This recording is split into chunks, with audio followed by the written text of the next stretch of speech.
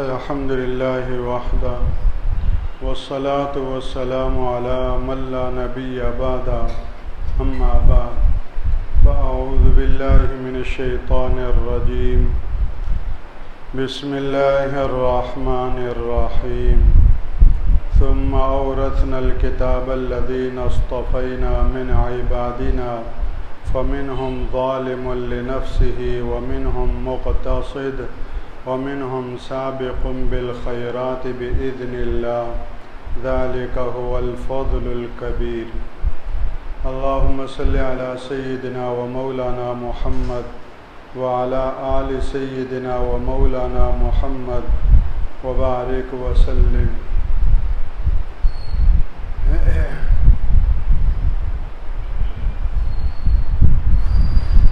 اللہ جل شانہ نے سورہ فاطر کی اس آیت مبارکہ میں اس امت کی اور اس امت کے علماء اور اہل علم کی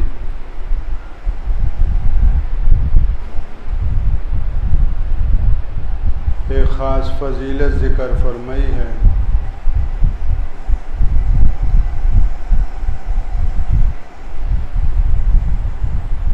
اس کی روشنی میں ہمیں اپنی زندگیوں کا جائزہ لینے کی ضرورت ہے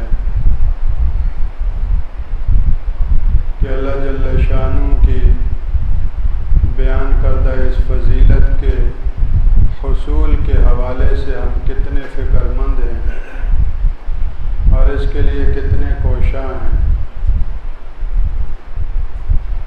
ارشاد فرمایا ثم اورثنا الکتاب الذین اصطفینا من عبادنا کہ پھر ہم نے اس قرآن کا وارث اپنے بندوں میں سے ان کو بنایا جن کو ہم نے چنا ہے. اولاً اللہ نے اپنا یہ قرآن اور کتاب مبین رسول اللہ صلی اللہ علیہ وسلم پر نازل فرمائی. وَإِنَّهُ لَتَنزِيلُ رَبِّ الْعَالَمِينَ نَزَلَ بِهِ الرُّوحُ الْأَمِينُ عَلَى قَلْبِكَ لِتَكُونَ مِنَ الْمُنذِرِينَ. تو اولاً کتاب الہی کا نزول رسول پاک صلی اللہ علیہ وسلم کے سینہ اطہر پر، آپ کے قلب اطہر پر ہوا، اور اس کے بعد آگے پھر اس کتاب الہی کا وارث کس کو بنایا؟ فرمایا ہم نے اپنے بندوں میں سے ان کو بنایا جن کو ہم نے چنا ہے. ثم اورثنا الکتاب الذین اصطفینا من عبادنا. ثم تراخی کے لیے آتا ہے. اب یہ تراخی مرتبے کے اعتبار سے بھی ہو سکتی ہے، زمانے کے اعتبار سے بھی. مرتبے کے اعتبار سے تو اس طرح کہ رسول اللہ صلی اللہ علیہ وسلم کا مقام عالی اور آپ کا مقام اور مرتبہ سب سے برتر ہے، اور آپ کے بعد جو اس کتاب کے وارث ہوئے وہ آپ کی بنسبت کم تر درجے کے. ظاہر ہے کہ رسول اللہ صلی اللہ علیہ وسلم کے مقام رفیع کو کون پہنچ سکتا ہے. اور ثم تراخی للزمان کے لیے ہو تو اس کا مطلب یہ ہے کہ نزول کتاب کا اولاً زمانہ تو وہ ہے کہ جو رسول اللہ صلی اللہ علیہ وسلم کے قلب اطہر پر ہوا، اور پھر اس کے بعد جو اگلا زمانہ ہے قیامت تک کے لیے، اس میں اس کتاب الہی کا وارث اللہ نے اپنے منتخب بندوں کو بنایا ہے. تو رتبتاً بھی اور زماناً بھی، مقام اور مرتبے کے اعتبار سے بھی اور زمانے کے اعتبار سے بھی رسول اللہ صلی اللہ علیہ وسلم سے وہ مؤخر ہیں. لیکن اس اعتبار سے کہ جو کام رسول اللہ صلی اللہ علیہ وسلم سے اولاً لیا اس کام کے اندر اللہ نے ان کو شریک کیا، اور اس اعتبار سے کہ اللہ جل شانہ نے ان کو اس کام کے لیے منتخب کیا اور چنا ہے، یہ بیش بہا فضیلت ہے۔ آج ہماری نظریں کس پر پڑ گئی ہیں؟ آج ہماری نگاہوں کو کیا ہو گیا؟ کن چیزوں کو ہم باعث شرف سمجھنے لگ گئے؟ دنیا کے فانی عہدے اور منصب اور دنیا کی فانی وقتی عارضی چمک دمک سے ہماری آنکھیں خیرہ ہو گئیں، اور ہم ان چیزوں کے اندر ایک دوسرے سے مقابلہ کرنے میں لگ گئے، جبکہ اللہ جل وعلا کیا فرما رہے ہیں، اور وہ ہمارے لیے باعث فضیلت کس چیز کو بیان فرما رہے ہیں۔ اللہ جل شانہ ہماری پوری توجہ کو، ہماری نظر کو اس طرف مبذول فرمائے تاکہ ہم اپنی ذاتوں کے لیے بھی، اپنی اولادوں اور اپنے گھرانوں اور خاندانوں کے لیے بھی اس حوالے سے سوچیں۔ یہاں کے بینک بیلنس، یہاں کی گاڑیاں، یہاں کی ٹھاٹھ باٹھ، یہاں کی ہٹو بچوں کی صدائیں سب خاموش ہونے والی، مٹی ہونے والی، بے نامہ نشان ہونے والی چیزیں ہیں۔ اللہ کا قرآن اور اللہ کی کتاب ابدی سرمدی لازوال ہے۔ اس کے ساتھ جو جوڑ گیا، اس کے ساتھ جو وابستہ ہو گیا، تو وہ بھی نہ ختم ہونے والی عزتیں پا جائے گا۔ جب یہ بے نام و نشان نہیں تو اس کا خادم بھی بے نام و نشان نہیں، اس کا ناشر بھی بے نام و نشان نہیں۔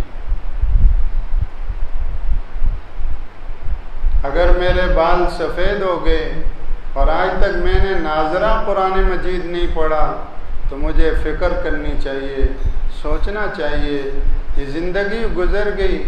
کہنے والے کہتے ہیں کہ یہ بال دھوپ میں سفید ہوئے، میرے تو حقیقتاً دھوپ میں سفید ہو گئے کہ اللہ کا قرآن دیکھ کر پڑھنا بھی نہ سیکھا۔ اللہ نے مجھے اس کا وارث بنایا ہے، اس امت کی اور اس امت کے علماء کی یہ فضیلت ہے اس آیت میں۔ ثم اورثنا الکتاب الذین اصطفینا من عبادنا، اس امت کو اللہ نے چنا ہے قرآن کی وراثت کے لیے، اور ظاہر ہے کہ اس کے براہ راست وارث تو علماء ہیں، جن کے بارے میں حدیث پاک میں ارشاد فرمایا العلماء ورثۃ الانبیاء، انبیاء کے وارث علماء ہیں۔ مسلمانوں کے اندر جتنے طبقے ہیں، خیر اور بھلائی کا کام کرنے والے جتنے طبقے ہیں اور جتنے شعبے ہیں، ان تمام طبقوں اور شعبوں میں سے صرف اور صرف انبیاء کی وراثت کے لیے علماء کو منتخب کیا ہے۔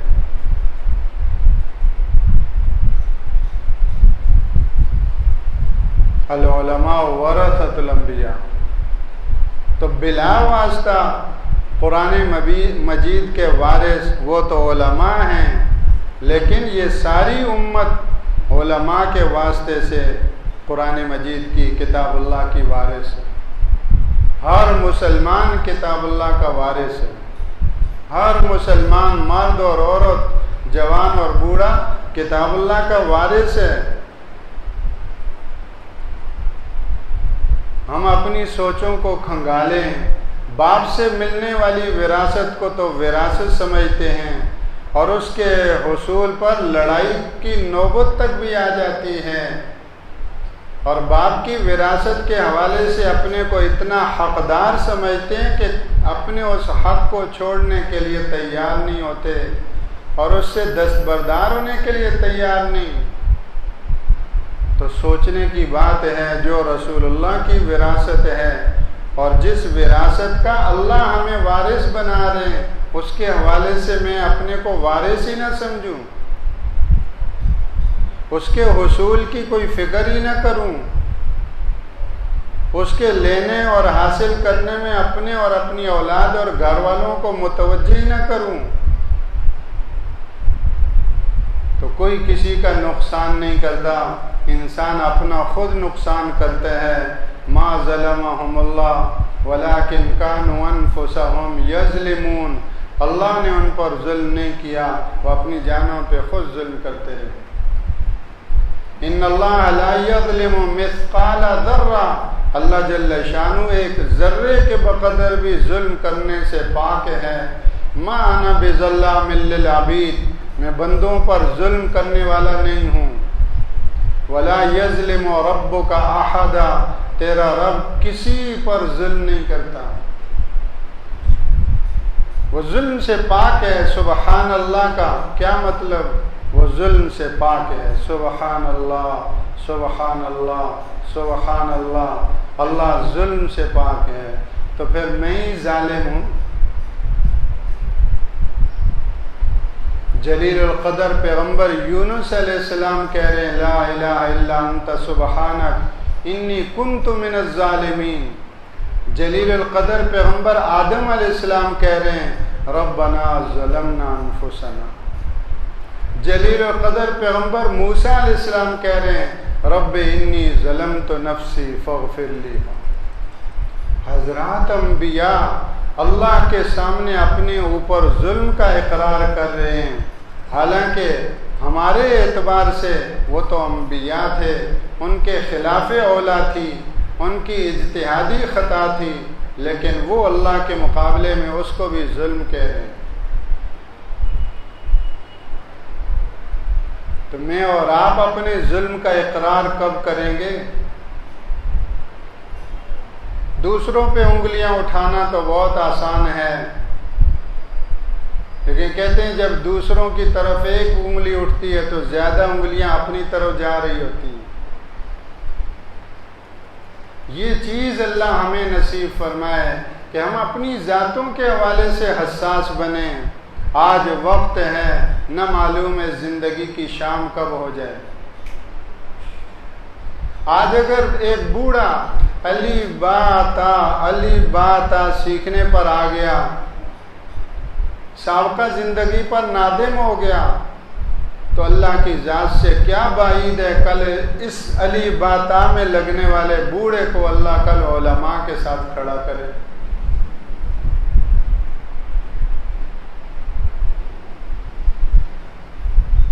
ابھی مسکین پور شریف کے بزرگ تشریف لائے تھے، حضرت مولانا سید محمد شاہ صاحب جی دمائی دوم. وہ اپنا واقعہ بتا رہے ہیں. مدینہ طیبہ میں مسجد نبوی میں پاکستان کے سیکرٹری خزانہ ملے، وزیر خزانہ، ان کے سیکرٹری خزانہ بھی ہوں. سیکرٹری خزانہ ملے اور فجر کی رکعتوں کے بارے میں پوچھے. فَإِلَى اللَّهِ الْمُشْتَكَى. او لیول اے لیول کہاں سے کہاں پہنچ گئے، فجر کی 2 رکعتوں کا علم نہیں. اور لگے ہوئے سیکرٹری خزانہ ہیں. جب ایسوں کے ہاتھ میں ہمارا خزانہ ہو تو وہ تو جن کے شاگرد ہیں انہی سے قسطیں لے کر بجٹ تیار کریں گے. یہ سب سے بڑی آفت ہے اور یہ سب سے بڑی مصیبت ہے جس سے ہمارا یہ وطن عزیز دوچار ہے.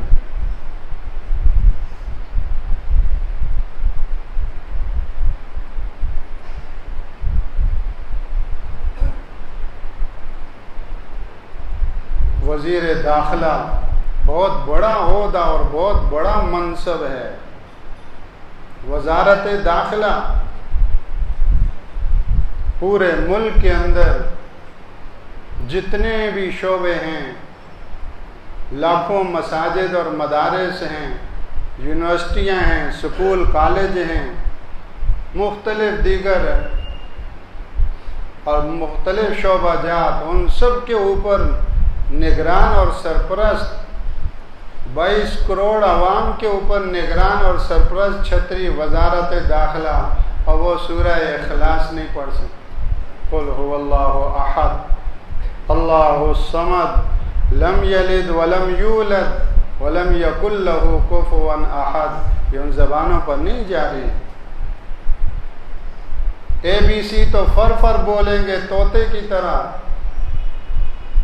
طوطے کی زبان بھی ان کے سامنے اٹک جائے گی، لیکن اللہ کے قرآن سے تعلق یہ۔ تو ہم ظالم ہیں، ظلوم ہیں، اللہ ہمیں اپنے ظلم کا ادراک اور احساس نصیب فرمائے۔ یہ تو کریم ذات ہے، پھر بھی ہماری پردہ پوشی ہے، پھر بھی اللہ جل شانہ نے ہمیں 70 پردوں میں چھپا رکھا ہے،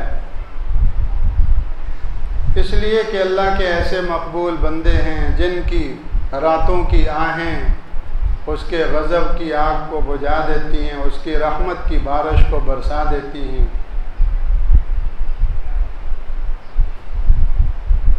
تو اللہ جل شانہ نے ہمارے لیے یہ فضیلت کی چیز بیان فرمائی، ثم اورثنا الکتاب الذین اصطفینا من عبادنا، ہم نے اپنے بندوں میں سے ان کو اس کتاب کا وارث بنایا جن کو ہم نے چنا ہے۔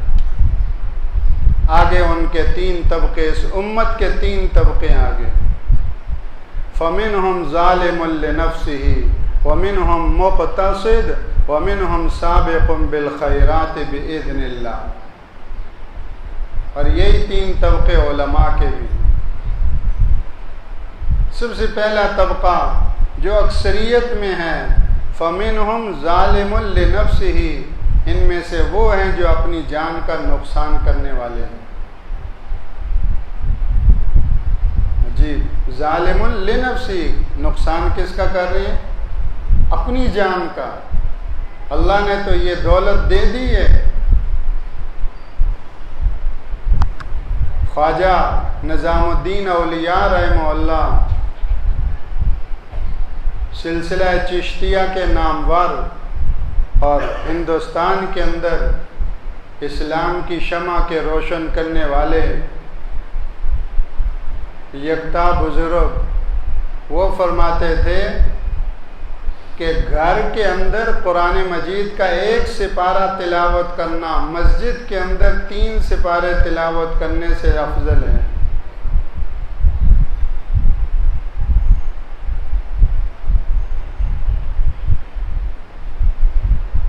اس لیے کہ گھر براہ راست تعلیم و تربیت کا سکول ہے، ڈائریکٹ میتھڈ کا مرکز ہے، عملی زندگی پروان چڑھ رہی ہے، بچے ہیں، بچیاں ہیں، ان کی زندگیوں کی نشو و نما ہو رہی ہے۔ اس باغ کو سب سے زیادہ اس پانی کی ضرورت ہے۔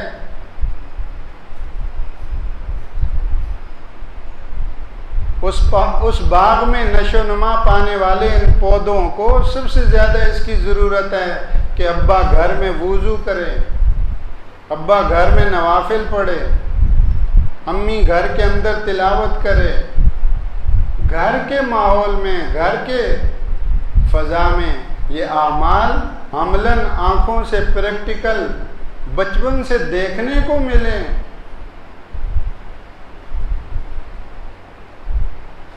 تو آدھی تربیت ان بچوں کی ان بڑوں کے دیکھ دیکھ کر ہو جائے گی، ان کے دلوں میں نماز کی، تعلق مع اللہ کی، اللہ سے مانگنے کی۔ ابا جان بیٹھے ہوئے کب کے دعا مانگ رہے ہیں، چھوٹا بچہ دیکھ رہا ہے۔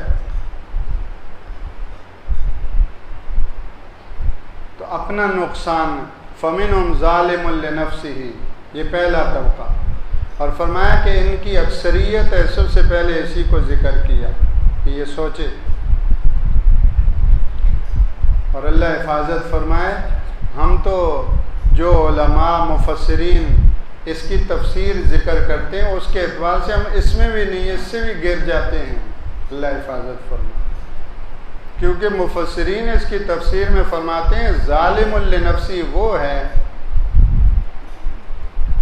کہ جو کبھی کبھار واجبات چھوڑ دے اور کبھی کبھار محرمات کا ارتکاب کر لے، کبھی کبھار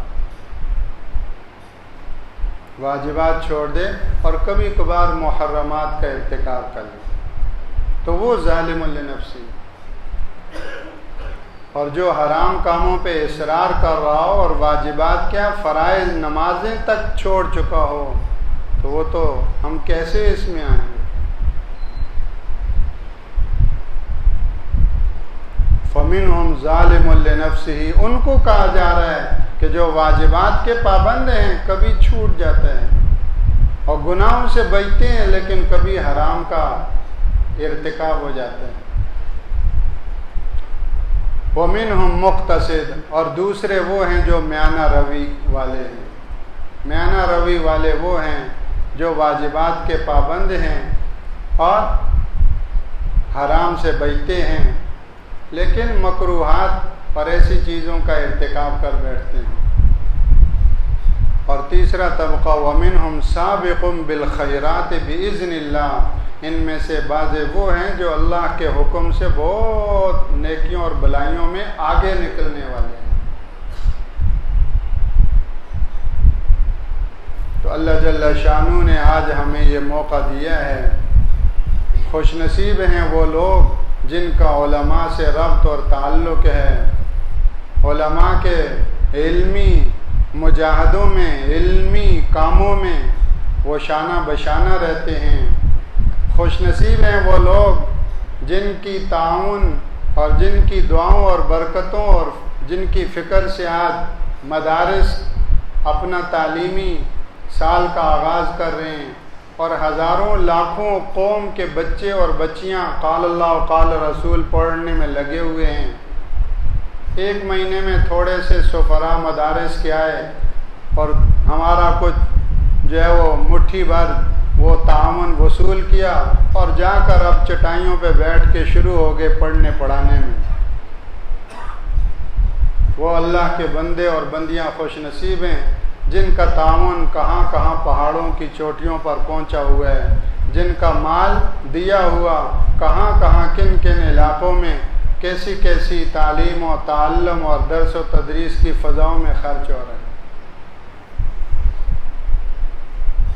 اس کے ساتھ ساتھ ہم براہ راست خود بھی جس طرح مالی اعتبار سے اللہ نے توفیق دی، جانی اعتبار سے بھی اللہ کی کتاب کے ساتھ وابستہ ہوں، اپنی اولادوں کو بھی، اپنے بچوں کو بھی، اپنی بچیوں کو بھی، ہمارے گھروں کی، ہماری زندگیوں کی، ہماری اولادوں اور نسلوں کی سب سے بڑی یہ ضرورت ہے۔ اس کے بغیر قدم قدم پر ایمان خطرے میں ہے، دنیا خطرے میں ہے، آخرت خطرت میں۔ ہمارے پڑوس میں بادامی مسجد میں جامعہ سیدنا اسماعیل حضرت مفتی محمد مزمل سلاوٹ صاحب زید امیدہم اتنی قربانیوں سے چل رہے ہیں، محنت سے چل رہے ہیں۔ یہ تو صاحب حال اور صاحب معاملہ ہی کو پتہ ہوتا ہے۔ تو وہاں ماشاءاللہ دور حدیث تک کا اللہ نے یہ کام پہنچا دیا، اپنے بچوں کو وہاں داخل کرو۔ یہاں ہمارے ہاں ایک عرصے سے بحمدللہ خواتین کے لیے مدرسہ عائشہ ہے، جس میں ان کے لیے قرآن و حدیث کا خواتین کے حوالے سے جو وفاق المدارس العربیہ پاکستان کا منظور شدہ نصاب ہے اس کی بحمدللہ تعلیم ہوتی ہے۔ اس طرح ہم اپنی بچیوں کو اللہ کی کتاب کے ساتھ جوڑ سکتے ہیں اور ان کے ایمان کی حفاظت کا انتظام کر سکتے ہیں۔ اولاد کے بارے میں کل قیامت کے دن پوچھ ہوگی، تمہاری بیٹی نے میٹرک کیا تھا، ایم اے کیا تھا اور یہ سب کچھ تمہاری سرپرستی میں کیا تھا، اپنی بیٹی کو اللہ کا قرآن کتنا سکھایا تھا۔ میں طالبات کو حوصلہ دیتا ہوں، اگر کبھی کبھار کوئی خدا نہ خواستہ کسی سال میں کوئی فیل ہو جائے، رہ جائے، اس کو دوبارہ وہ سال پڑھنا پڑ جائے تو کوئی فکر کی بات نہیں۔ ارے میٹرک میں 10 سال لگائے، یہاں اگر 1 سال پڑھنا پڑ گیا تو کیا ہوگا؟ انٹر میں 12 سال لگائے، اور پھر اگر دعائے قنوت بھی نہیں آتی تو اللہ کے حضور کیا جواب دیں گے؟ 12 سوٹ رکھے ہوئے ہیں، ایک برقع نہیں، تو کیا اللہ کو جواب دیں گے؟ سوٹ تو 12 ہیں، برقع ایک بھی نہیں۔ تو ہم خود بھی اپنی اولادوں کو بھی اللہ کے دین کی محنت کے ساتھ جوڑیں۔ اللہ جل شانہ نے یہ جو فضیلت ہمیں دی ہے، اللہ جل شانہ اپنے فضل سے آج تک جتنی ناقدری ہوئی معاف فرمائے، اور آئندہ اس کو چاروں ہاتھوں وصول کرنا نصیب فرمائے۔ سبحانک اللہم و بحمدک۔